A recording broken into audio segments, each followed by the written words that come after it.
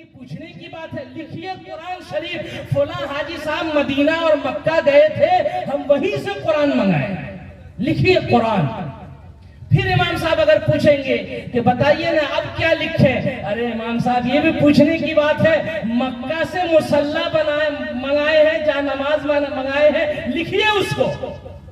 اور پھر جب پلٹیں گے تو دیکھیے نا امام صاحب گئے تھے, سوچے تھے کہ 64 انچی کا LCD خریدیں گے, اتفاق سے بازار میں 64 کا ملا نہیں ہے, 48 ہی کا ملا ہے, وہی دے دے رہے. دیکھیے ان کا ابھی مکہ کا قرآن لکھایا ہے, اب پلٹ کر لکھا رہا ہے کہ LCD ٹی وی نہیں دیں. یہ ہو رہا.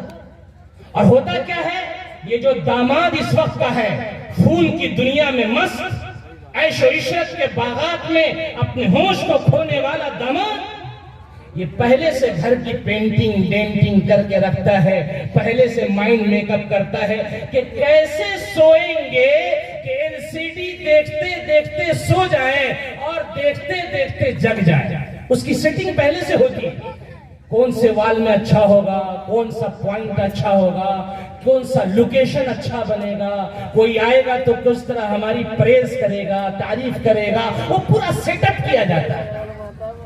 لکھا ہے پہلے فہرست والے میں قرآن, اور ابھی آپ پہنچیے گا نہیں, LCD لگ کر تیار ہو گئی ہوتی. اور ہم جس بیٹی کو تیار کرتے ہیں, ہم جس بیٹی کو تیار کرتے ہیں, وہ بھی LCD دیکھنے والی ہوتی, وہ بھی ٹی وی دیکھنے والی ہوتی ہے, وہ بھی جب جاتی ہے تو قرآن اٹھا کر نہیں کھولتی, مصلی نہیں کھولتی, ان کا بھی دورہ اسی LCD کے ساتھ وابستہ ہو جاتا ہے. اور اگر اتفاق سے گھر میں کسی کا انتقال ہو گیا اور ارادہ کیا کہ چلو قرآن کھول کر پڑھا جائے, تو تب تک مدرسے کے کچھ بچے یا باہر سے کچھ لوگوں کو بلا کر قرآن خوانی کرا دیے, اور بیچاری چنا بنانے میں لگ گئی, کوئی چائے بنا رہا ہے, کوئی جلیبی لا رہا ہے, جو اتفاق سے موقع ملا وہ بھی ختم ہو گیا. میرے بھائیوں, لکھنے میں پہلے قرآن, لکھنے میں پہلے مصلی, اور پہنچنے کے بعد نہ نماز نہ روزہ نہ قرآن, پھر اس سامان کو لکھانے کی کیا ضرورت ہے؟ اور یہی وجہ ہے, اسی قرآن کو چھوڑنے کی وجہ سے, اسی نماز کو چھوڑنے کی وجہ سے آج میاں بیوی کے رشتے مضبوط نہیں ہیں, آج میاں بیوی ایک دوسرے میں کھٹاس پیدا کیے ہوئے بیٹھے ہیں. خدا کی قسم میں آپ کے اسٹیج سے اعلان کرتا ہوں کہ روزانہ ایسے واقعات آ رہے ہیں کہ میاں بیوی میں بات نہیں بن رہی ہے, کوئی خلا کرانے کے لیے تیار ہے, کوئی طلاق دینے کے لیے تیار ہے. کیوں؟ اس لیے کہ اس نے نبی کا طریقہ نہیں پڑھا, اس نے قرآن کی تعلیم نہیں پڑھی. اور مسلمانوں, اللہ کے نبی صلی اللہ علیہ وسلم کو کیا منہ دکھائیں گے جب اللہ کے نبی میدان محشر میں ہوں گے, فیصلہ ہو رہا ہوگا. طائف کے میدان میں آپ نے پتھر کھایا تھا, اور قیامت کے دن جب فیصلہ ہو رہا ہوگا اور یہ امت ادھر ادھر بھٹک رہی ہوگی, اور تو اس وقت اللہ کے نبی صلی اللہ علیہ وسلم کو کیا منہ دکھائے گا؟ ہمارے نبی پوچھیں گے کہ ہم نے طائف کے میدان میں پتھر اس لیے کھایا تھا تاکہ تم دنیا میں جا کر اپنے ایمان کی حفاظت کر سکو. ہم اپنے ایمان کی حفاظت کیسے کریں؟ آج کیا ہوا؟ جب سے یہ ہندوستان آزاد ہوا ہے, 7 لاکھ سے زیادہ مسلم بچیاں مرتد ہو چکی ہیں.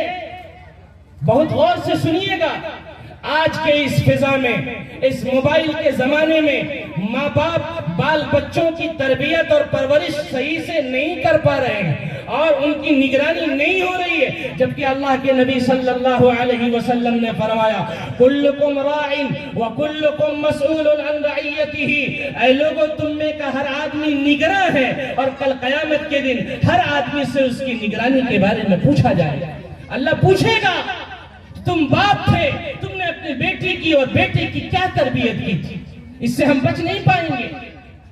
میرے بھائیوں, ہم نے اپنی بچیوں کو چھوڑ دیا, ہم نے اپنے بچوں کو چھوڑ دیا, اور غیر ایمان والوں کے ساتھ اس کے تعلقات بنتے جا رہے ہیں. اور معاملہ یہاں تک ہو گیا کہ آزادی کے بعد سے لے کر آج تک 7 لاکھ سے زیادہ مسلم بچیاں مرتد ہو چکی. اور یہ نہیں کہ میں اپنی طرف سے یہ بات پیش کر رہا ہوں, مسلم پرسنل لا بورڈ نے سپریم کورٹ کے وکیل سے پوچھا کہ ہم یہ بایو ڈاٹا لینا چاہتے ہیں، تو انہوں نے کہا کہ آپ ہر ضلع میں جائیں جہاں پر میرج کرائے جاتے ہیں، تو پورے ہندوستان کا جب سروے ہوا ہے تو 7 لاکھ سے زیادہ بچیاں نظر آئی۔ آج ہر گاؤں میں یہ واقعہ، ہر گلی میں یہ واقعہ، کیوں؟ اس لیے کہ ہم نے اپنی بچیوں کو اسلام کی عظمت نہیں بتائی، ہم نے نہیں بتایا اپنی بچیوں کو کہ قرآن کیا کہتا ہے۔ او میری ماں، او میری بہنوں، تم تو فاطمہ